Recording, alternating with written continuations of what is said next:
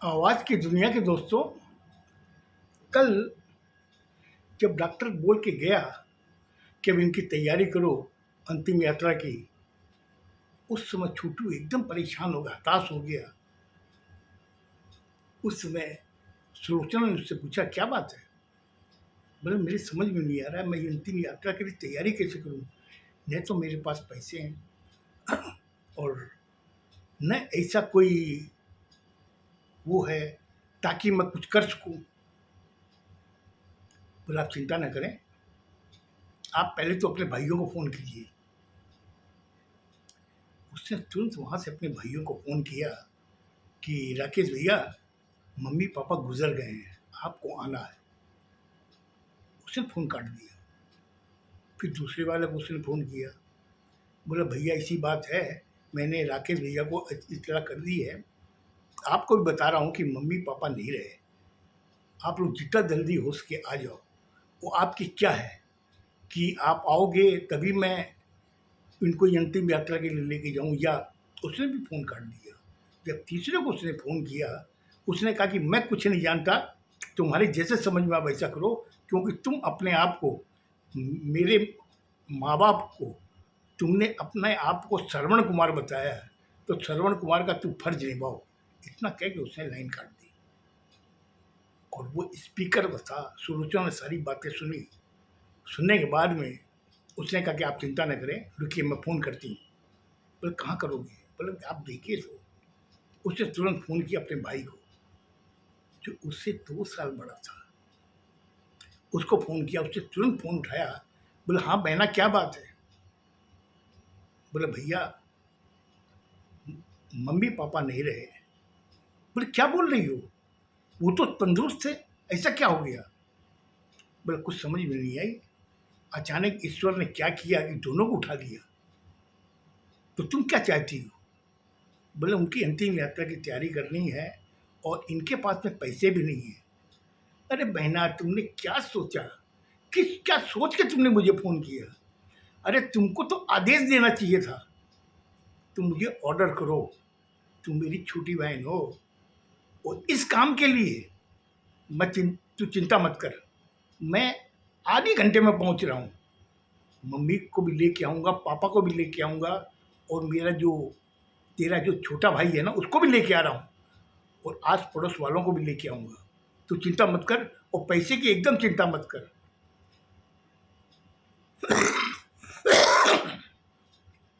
बोला, भैया आप जल्दी आओ, आपके बिना हमारा काम नहीं होगा। पर तू चिंता क्यों कर रही है, मैं आ रहा हूँ ना।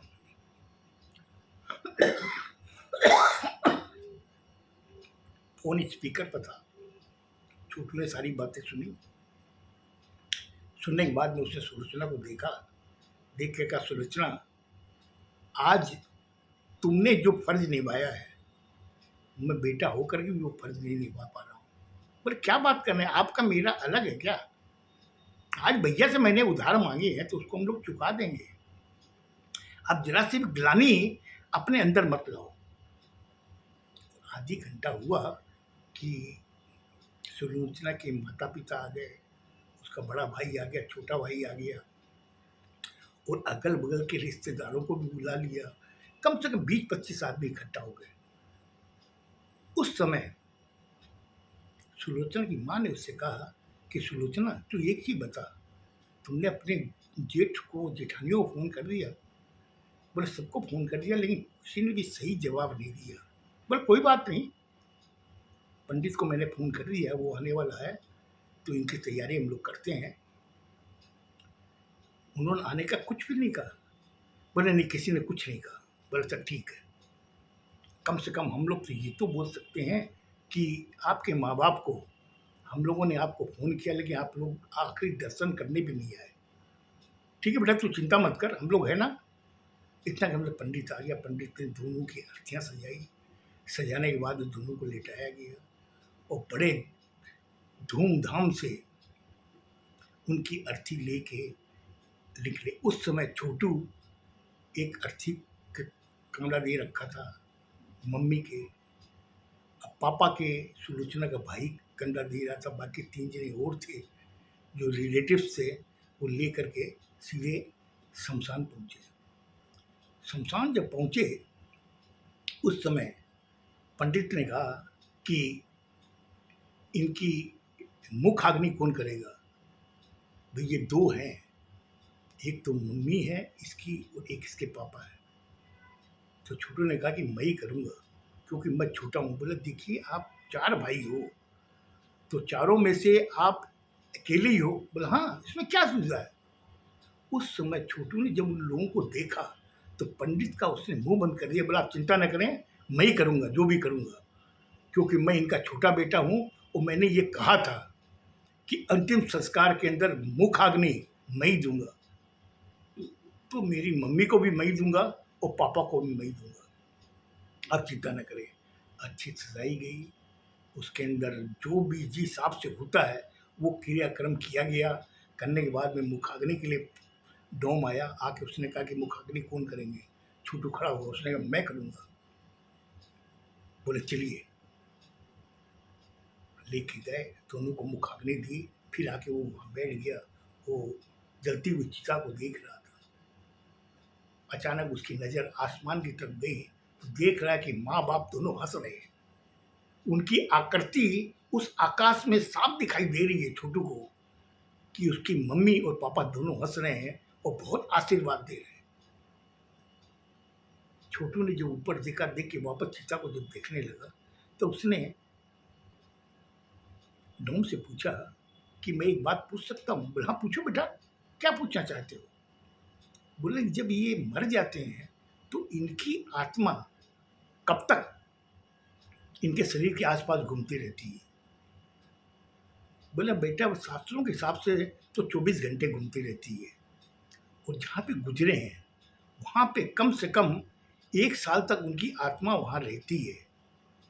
शरीर तो उनका जला दिया जाता है, पंच तत्व में विलीन कर दिया जाता है, लेकिन उनकी जो आत्मा है जहाँ पे गुजरे हैं वहाँ पर 1 साल तक रहती है, जब तक उनकी बरसोदी न की जाए। बोला अच्छा ठीक है, मैं अपने पंडित से बात करूँगा। इतना कह के चिता चलेगी। चलने के बाद उन्होंने उनका जो भी अस्थि था वो सारा लेके गंगा में विसर्जन किया।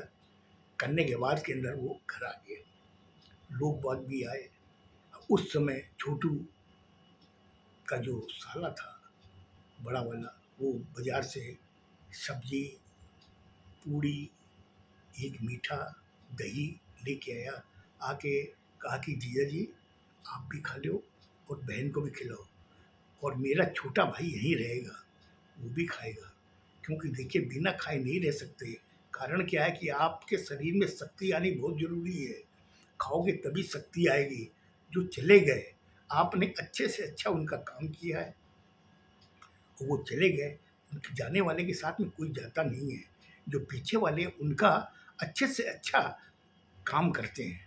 आपने बहुत अच्छा काम किया है, हमें बहुत खुशी हुई। लेकिन ठीक है, आपके 3 भाई नहीं आए, आज उनके तकदीर में नहीं लिखा था आखिरी दर्शन करना। आप जरा सा भी विशेष मत होइए, आप आराम से खाओ, हम लोग चलते हैं, मेरा छोटा भाई यहीं रहेगा, आप एकदम चिंता न करें। इतना कहने के बाद में वो सब वहाँ से विदा हो गए। होने के बाद के अंदर इधर में छोटू गुमसुम सा बैठा हुआ, सुलोचना बैठी हुई, उसका छोटा भाई आया, आके कहा कि जिया जी खाना खा लो। बोले साले साहब खाना क्या गले से उतरेगा? बोले उतारना पड़ेगा, आप हिम्मत करके खाना खाओ, नहीं खाओगे शरीर में शक्ति नहीं आएगी। शक्ति नहीं आएगी तो आगे वाली चुनौतियों का आप कैसे सामना करोगे? इसलिए मैं कहता हूँ मैं भी खाऊंगा, और सुलोचना तू भी खा। आज मैं तुमसे छोटा हूँ लेकिन फिर भी मैं तुम्हें कह रहा हूँ खा। खाने के बाद में ही हम लोग विचार करेंगे आगे का क्या प्रोग्राम है, और आने वाली चुनौतियों से आपको लड़ना है। मैं तो अपना चला जाऊंगा, लेकिन लड़ना आप लोगों को। तो आप लोग खाइए, और खाने के बाद में आगे का प्रोग्राम के बारे में सोचिए। आज वो 3 भाई जब आएंगे तो आपसे जब पूछेंगे तो आप क्या जवाब दोगे? मुझे लगता है आज मैंने ज़्यादा टाइम ले लिया, अब आगे कल बताऊंगा क्या हुआ। खुश रहो, स्वस्थ रहो, धन्यवाद।